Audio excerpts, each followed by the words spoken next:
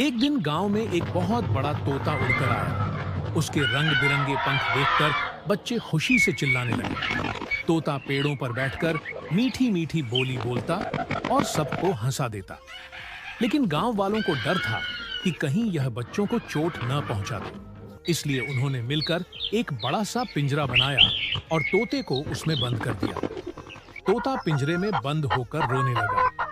फिर अचानक एक सांवला मुर्गा गांव में आया और तोते को पिंजरे से छुड़ाकर ले गया। मगर तोता आजाद होकर भी रोता रहा, क्योंकि आपने लाइक और सब्सक्राइब नहीं किया है।